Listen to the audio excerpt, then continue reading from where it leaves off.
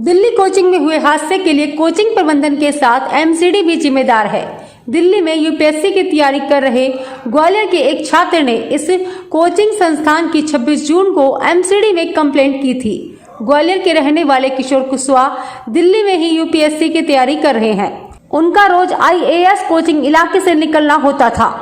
किशोर ने कोचिंग के बेसमेंट में खतरा देखा और दिल्ली एमसीडी को 26 जून को इस कोचिंग के खिलाफ कार्रवाई करने के लिए ऑनलाइन शिकायत की थी, लेकिन इस पर एमसीडी ने कोई अमल नहीं किया। लिहाजा किशोर ने 18 जुलाई और 22 जुलाई को एक बार फिर से इस कंप्लेंट को एमसीडी को रिमाइंडर मेल किया। इसके बाद भी एमसीडी ने इसके खिलाफ संज्ञान नहीं लिया और आखिरकार 27 जुलाई की शाम को बारिश के दौरान आईएएस कोचिंग में हादसा हो गया, जिसमें बेसमेंट में 2 छात्रा और एक छात्र की मौत हो गई। किशोर का कहना है कि अगर वक्त रहते एमसीडी ने इस पर संज्ञान लिया होता तो शायद इन छात्रों की जान बच जाती। मैं किशोर सिंह कुशवाहा हूँ और मैंने 26 जून को 2024 को करोल बाग में राव आईएएस के बेसमेंट की कंप्लेंट की थी केंद्र सरकार को पीजी पोर्टल के माध्यम से, लेकिन उस पर उन्होंने दिल्ली सरकार के लिए भेज दी थी एमसीडी के लिए, लेकिन एमसीडी द्वारा उस पर कोई एक्शन नहीं लिया गया। उसके बाद मैंने पुनः उसे 15 जुलाई को रिमाइंडर भेजा, लेकिन फिर भी कोई एक्शन नहीं लिया।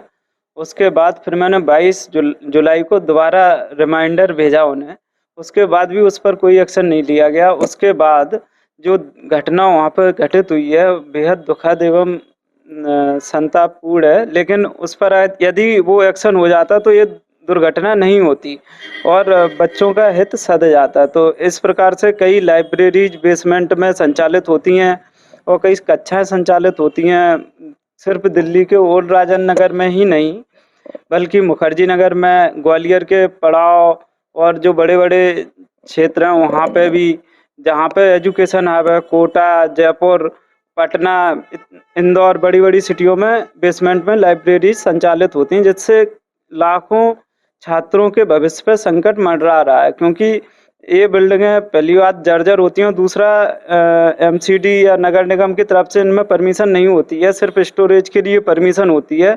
लेकिन ये लोग पैसा बचाने के चक्कर में एमसीडी को या नगर निगम को पैसा खिलाकर झूठी परमिशन लेते हैं और कक्षाएं संचालित करते रहते हैं।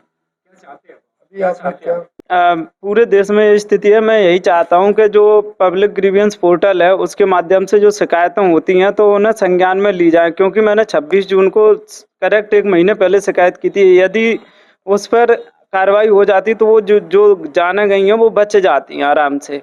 तो ये पूरी लापरवाही प्रशासन की और प्रशासन को छोटी से छोटी शिकायत पर पूर्ण तरीके से कार्रवाई करनी चाहिए।